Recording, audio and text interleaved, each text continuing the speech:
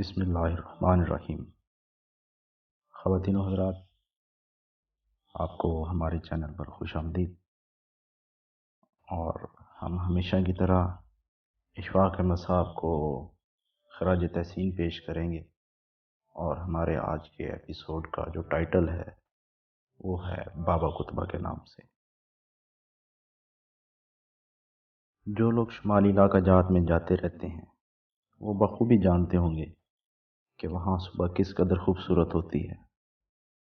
آپ میں سے اکثر مری اور نتھیا گلی کو ضرور گئے ہوں گے۔ بارش سے پہاڑوں کی چوٹیاں دھلی ہوئی ہوتی ہیں، اور صبح کی کرنیں جب ان پر پڑتی ہیں تو سرسبز درختوں کے صاف ستھرے پتے ایسے لگتے ہیں جیسے ابھی ابھی انہیں ٹہنیوں پر خوبصورتی سے جڑا گیا ہے۔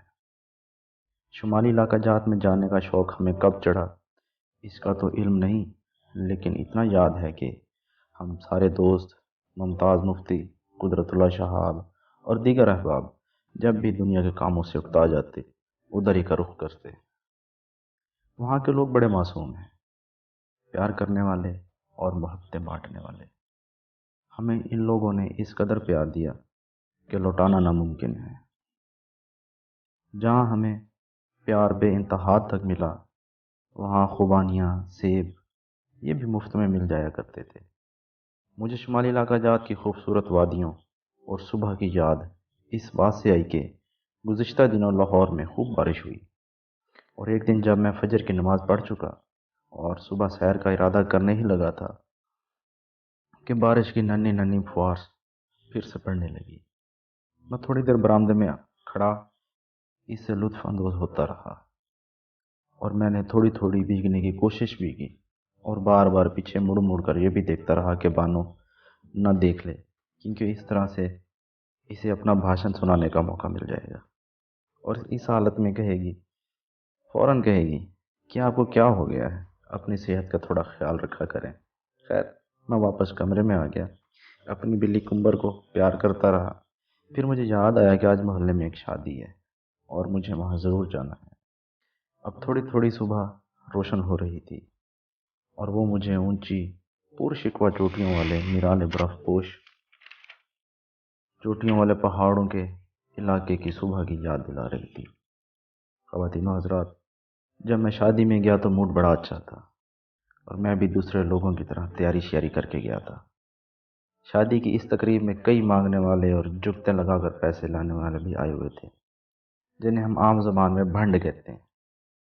آج کل تو ہمارے یہاں ان کا رواج ذرا کم ہو گیا ہے، اور لوگ شادی حالوں میں شادی کی تقریبات کرتے ہیں، اور انہی حالوں کے اندر گھسنے کی اجازت نہیں ہوتی۔ پہلے ایسا ہوتا تھا کہ ان کے بغیر شادی کی خوشیاں نہ ہونے کے برابر ہوتی تھی۔ یہ اپنے مخصوص انداز میں ویلیں کہا کرتے تھے، ویل ویل سیرے گانے والے دی ویل۔ ویل وہ پیسے ہوتے تھے جو لوگ دولہے کے سر پر وار کر انہیں دیتے تھے۔ پھر جب بارات وغیرہ کھانا کھا لیتی تو ان بھنڈوں وغیرہ کو بھی کھانا ملتا، اور یہ بارات کے کھانا کھانے کا انتظار کرتے رہتے تھے۔ جب یہ لوگ باہر بیٹھے انتظار کر رہے ہوتے تو میں اٹھ کر ان کے قریب بیٹھ گیا۔ جیسا کہ آپ کو معلوم ہے کہ مجھے ذرا تجسس کی حس موجود ہے، میں نے ان سے پوچھا کہ آپ لوگ کب سے یہ کام کر رہے ہو؟ ایک بھنڈ نے بتایا کہ ان کا یہ کام جدی پشتی یعنی باپ دادا کا ہے۔ میں نے پوچھا کتنے کما لیتے ہو؟ اس نے جواب دیا کہ صاحب دال روٹی چل جاتی ہے۔ میں نے کہا تمہاری عمر کافی ہے، بال بھی سفید آ چکی ہیں، لیکن میں دیکھ رہا ہوں کہ تم کافی لوگوں کی نسبت خوش ہو۔ تمہارے چہرے سے نہیں لگتا کہ تم زندگی سے مایوس ہو۔ کیا یہ مصنوعی ہے؟ وہ بولا صاحب جی، ہنس کر یا رو کر زندگی تو گزارنی ہے، اگر روئیں گے تب بھی گزر جائے گی، ہنسیں گے تب بھی۔ اگر اس نے اپنی مرضی سے ہی گزرنا ہے تو پھر رونا کس بات کا؟ خواتین و حضرات، اس کی یہ بات سن کر مجھے لگا کہ یہ میرے سمیت ان لاکھوں لوگوں سے خوش قسمت ہے جو سب کچھ ہوتے ہوئے بھی کچھ نہ ملنے کا روگ لیے بیٹھے رہتے ہیں۔ اب مجھے وہ پہلے سے زیادہ اچھا لگنے لگا تھا۔ میں نے کہا کہ تمہارے کتنے بچے ہیں؟ وہ کہنے لگا صاحب اللہ جنت نصیب کرے، بیوی فوت ہو چکی ہے، 2 بیٹے ہیں، ان کی شادی ہو چکی ہے، وہ بھی اسی پیشے سے منسلک ہیں، ایک بیٹی جوان ہے لیکن اس کی شادی نہیں کی۔ میں نے کہا یہ تو تمہارا فرض ہے کہ اس کی شادی کرو۔ اب میں اپنی دانست میں ذرا کچھ زیادہ ہی سیانا اور دانا بن رہا تھا۔ وہ گویا ہوا، صاحب جی، بیٹی کی شادی پیسوں سے ہوتی ہے، چاہے کوئی خود کتنا ہی غریب کیوں نہ ہو، اس سے جہیز مانگا جاتا ہے۔ لیکن صاحب جی، پھر بھی خدا کے گھر سے مایوس نہیں ہوں میں، اس کی شادی بھی خدا نے چاہا تو ہو ہی جائے گی، میرا خدا پر بھروسہ ہے۔ میں اس کی بات سن کر روحان سا ہو گیا اور اپنے ہی آپ پر کوڑنے لگا کہ وہ شخص جو نہ ایم اے پاس تھا اور نہ ہی اس نے کسی یونیورسٹی سے کوئی ڈگری لے رکھی تھی، اس کا اپنے خدا پر کس قدر ایمان اور یقین پختہ تھا، اور میں جو ہوں دنیا جہاں کی کتابیں پڑھ کر بھی اس سے انتہائی پست درجے پر ہوں۔ اس کی ذمہ داری مجھ سے زیادہ اس خدا پر ہے جس نے مجھے اسے اور سب کو پیدا کیا ہے۔ میں کبھی زیادہ متفکر نہیں ہوا۔ میں نے زندگی بھر بڑی شادیاں دیکھی ہیں، میرے دل سے ہمیشہ کوئی دلہن دیکھ کر اس کے نصیبوں کے اچھے ہونے کی دعا نکلی ہے، اور کیسے ہو سکتا ہے کہ میری اس بیٹی کے نصیب اچھے نہ ہوں۔ جب ہم آزاد کشمیر ریڈیو میں کام کیا کرتے تھے، وہاں ہمارے پاس ایک ملازم قطب الدین ہوتا تھا۔ اس کی عمر کو 60 کے قریب تھی۔ ہم اسے بابا قطبہ کہا کرتے تھے۔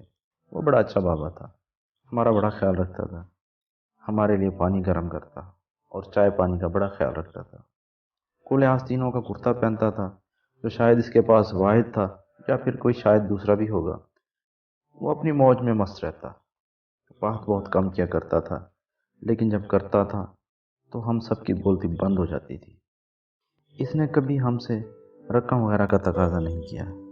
ہم سمجھتے تھے کہ شاید وہ پیسے وغیرہ مانگنے سے شرماتا ہے، یا اس کے دل میں یہ بات ہے کہ اگر اس نے تنخواہ سے بڑھ کر رقم کا تقاضا کیا تو ہم ناراض ہو جائیں گے۔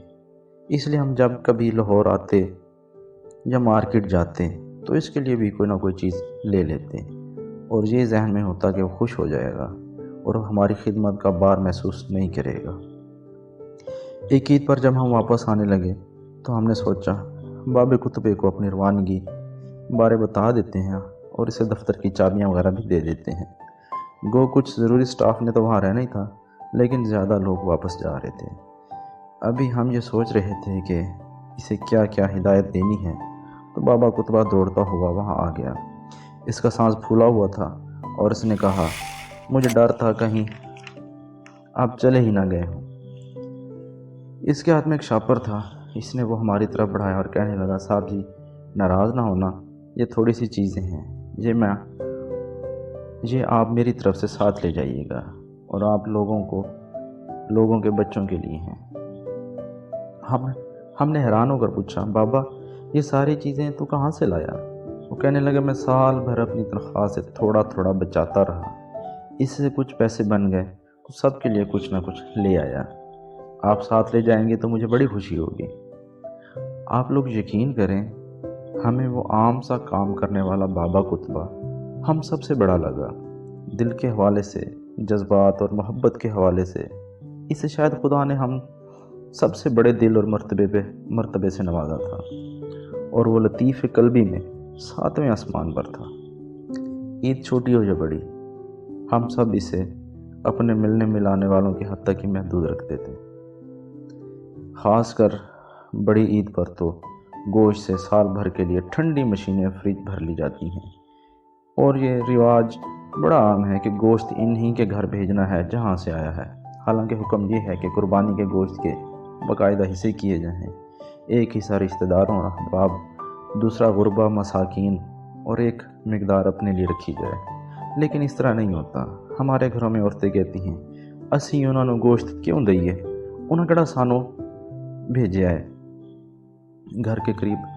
گھر کے ساتھ گھر میں ہمسائے اور محلے اور قرب و جوار میں ایسے بے شمار لوگ ہوتے ہیں جنہوں نے قربانی نہیں کی ہوتی، لیکن پتہ ہونے کے باوجود انہیں حصہ نہیں دیا جاتا۔ ایسے تو نہیں ہوتی نا قربانی۔ بڑی عید پر تو باقاعدہ مقابلہ ہوتا ہے کہ بھائی ساتھ والے جیسا بکرا لے کر آتے ہیں، اس سے بڑا ہم لے کر آئیں گے، نہیں تو ناک کٹ جائے گی۔ خواتین و حضرات، ہم کس سمت میں چل پڑے ہیں، جو ہمیں احکامات دیے گئے ہیں کیا ہم ان کی پیروی کر رہے ہیں؟ مجھے صومالیہ میں پڑنے والی قحط کا خیال آ رہا ہے جس سے لاکھوں لوگ متاثر ہوئے تھے، ہزاروں بھوک پیاس سے نڈال ہو گئے، جیتے جاگتے انسان ہڈیوں کے ڈھانچے بن گئے تھے۔ وہاں ہر طرف ہو کا عالم تھا، پیارے پیاروں کے ہاتھوں میں جان دے رہے تھے اور دنیا خاموش تھی۔ ساری دنیا میں معمول کے مطابق کھیل تماشے جاری تھے، ویسے ہی ٹریفک چلتی تھی، مارکیٹیں کھلتی تھیں اور دنگے فساد ہوتے تھے۔ صومالیہ میں بھوکے پیاسے لوگ جیتے جی ممیوں کی شکل اختیار کر گئے۔ وہ قید نہیں تھا، وہ ہمارا امتحان تھا، انسانیت کا، ہمارے مزاجوں کا۔ وہاں امداد تب پہنچنی شروع ہوئی جب وہاں اکا دکا جیتے انسان بچے تھے۔ لیکن آپ نے دیکھا کہ جسے آپ لوگ سپر پاور کہتے ہیں، اس نے ایک ایسے ملک پر یہ کہہ کر لشکر کشی کر دی کہ وہاں مولک ہتھیار ہیں، حالانکہ ساری دنیا جانتی تھی وہاں مولک ہتھیار نہیں۔ وہ تو پہلے ہی اپنی قیمتی اثاثے تیل کے بدلے خوراک کھا کر زندہ ہیں۔ ہونا تو یہ چاہیے تھا کہ صومالیہ کی طرف دنیا فوری رجوع کرتی، لیکن توجہ زیادہ ہلاکتوں کی طرف ہوئی۔ ہم سے تو یہ ہوا ہم سے تو یہ ہوا اور موسمی اچھے ہیں جو وقت پر آتے ہیں۔ گرمیوں کو پتہ ہے کہ اب اس کے جانے کے بعد سردی کے آنے کی باری ہے، وہ ذرا ضد نہیں کرتی۔ ہوا مسلسل اپنی ذمہ داری نبھا رہی ہے اور ہم جہاں بھی ہوں ہم تک پہنچتی ہے، لیکن ہم انسان اپنے فرائض سے غافل ہیں۔ پیارے بچوں، آپ کا بہت وقت لے لیا، خدا آپ کو آسانیاں عطا فرمائے اور اس بھنڈ جیسا تقوی اور توکل، موسموں جیسی ذمہ داری اور باب کتبے جیسی محبت اور نرم خوئی عطا فرمائے اور اسے تقسیم کرنے کا شرف عطا فرمائے۔ اللہ حافظ۔